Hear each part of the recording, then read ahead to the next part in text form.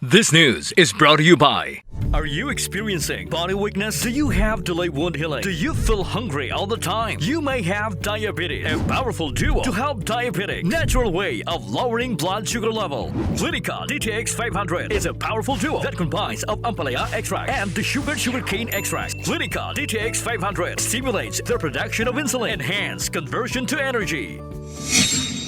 Nagpatawag sang isa ka media dialogue ang Police Regional Office 6 o PRO6 sa mga katapos sang media agud nga i-assess ang ilang nga safety kag agud nga mahibaluan kung bala nakabaton ang mga inisang pagpamahog sa kabuhi. Suno kay PRO6 spokesperson Police Major Mary Grace Borio, nagmando si Police Brigadier General Sidney Villaflor, ang Acting Regional Director sa mga Public Information Officer o PIO sa mga police units sa Rehiyon 6 nga ipasiguro ang safety sa mga media sa bugos nga Western Visayas.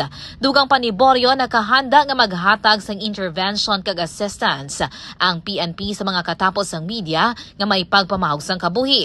Ang diri nagakinahanglan man nga mag-agi sa verification ang idangop nga pagpamahog nga mabaton sang isa ka media antes ini hatagan sang police security. Mahimo naman nga idangop sa mga media sa mga PIO sang pulis o kon mga hepe ang threat nga ila mabaton. Madumduman nga nagpahayag si PNP Chief General Benjamin Acorda Jr. nga committed ang PNP sa pagpasiguro nga proteheran ang mga journalist kag pahanugutan ang mga ini nga i-exercise ang kahilwayan kag pagbalita nga wala sang kahadlok. Report nagikan sa Campo Delgado. Kini si Kabandarang Alex Escalante, nagabandara sang matuod-tuod nga serbisyo publiko kag kalingawan sa Iloilo. Radio Bandera.